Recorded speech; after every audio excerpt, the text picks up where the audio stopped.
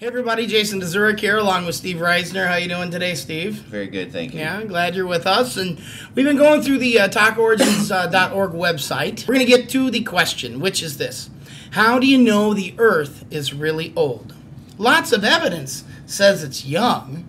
Now that's the question they have up.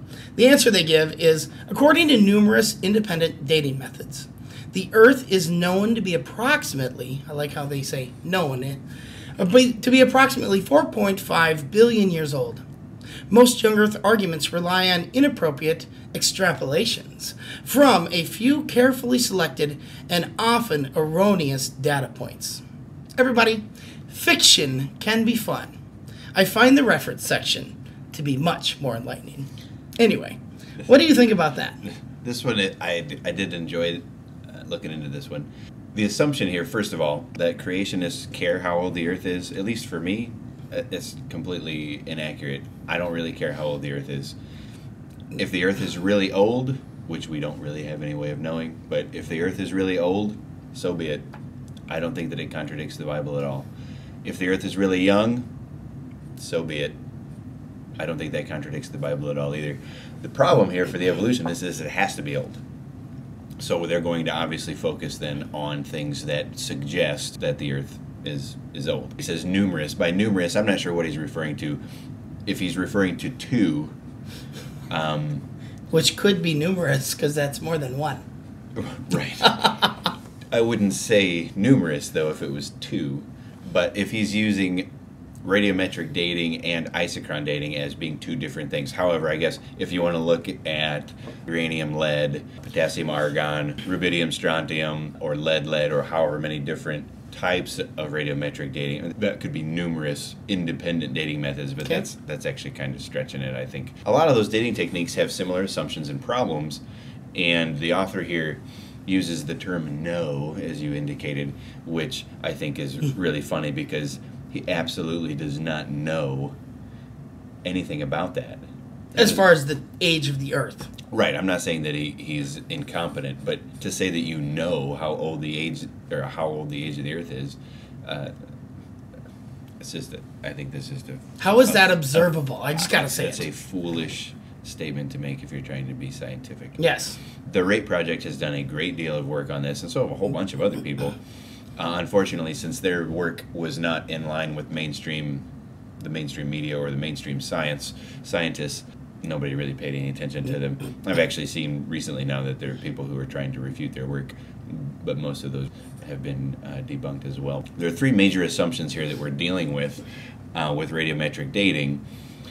One, we know the initial conditions of the rock samples accurately. Two, the amount of the parent and daughter elements in any given sample haven't been altered by anything other than radioactive decay. And the third one is that the decay rate or the half-life of these radioisotopes has been constant, perfectly constant since the rock was formed. And these three things pose a problem for me anyway in putting all of my eggs into that basket. We're working with three major assumptions. I think that that's not good to just say that you know that the Earth is 4.5 billion years old because you've banked on three major assumptions. Isochron dating tries to get rid of one of these assumptions, which is fantastic. That's great that they've done some work to actually make this process a little bit more reliable, but you still have two major assumptions that the entire thing is based on. And to say that this is factual, it's not factual, it's guessing. You assume that it's right, and so now you're guessing. One of the major problems that I have with this type of dating is that we rarely get any dates that are even close to reliable. As an example, yeah, give us an example. We can look at rocks with known ages. For example, lava flows that were observed to have erupted and cooled in 1986 in Mount St. Helens. Okay. So it's brand new rocks. They were dated at 0.5 to 2.8 million years. So you look at that, do the math. You're looking at over 100,000 times off. Okay. That's a pretty big. I mean, you know, they say in astronomy if you're within a power of 10, you're pretty close. Well, this is within a power of 100,000. not really very accurate. Something that's even easier to look at, not even just saying we know exactly how old these rocks are. Let's look at things chronologically. So you got the oldest layers of the Grand Canyon, and I may not pronounce it properly, but I think it's the Cardenas basalt. And then you got the youngest layers, which are on the western end of the canyon, the basalt lava flows. You compare the two, you get layers for the oldest or years for the oldest layers are 1.11 billion years. That's pretty old. The youngest layers in the entire canyon, they're dated with the same method, 1.14 billion years.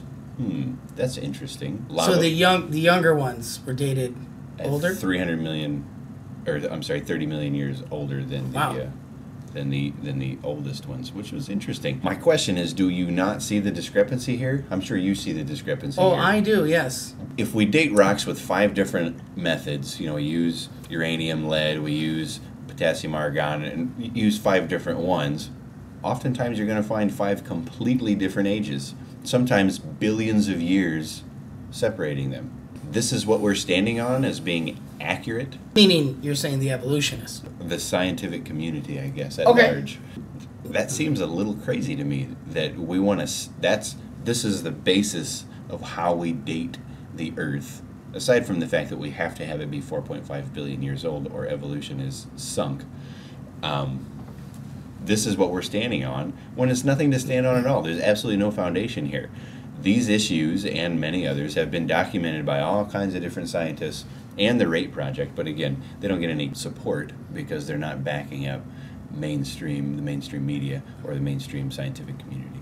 Well, we're going to continue with fiction being fun, because this is part 1, and we're actually going to get into other dating methods and things, a little right? bit, yeah. Kind of. I'm not trying to be mean with this fiction can be fun, but that's really what it is. It's fiction. Yeah, and the thing here is really, we're not trying to say that we know how old the Earth is. No. We're saying nobody knows how old the Earth is. And you can have all the assumptions you want to, but you don't know how old the Earth is. I don't know how old the Earth is. And as I stated when we started this, I really don't care how old the Earth is. But you, the evolutionist, you have to have the Earth be billions and billions of years old. So when you look at the information that supports your position is going to be the information you stress. I think that's fair. Thank you for watching, and we'll talk to you guys later. You got anything else you want to say? Negative.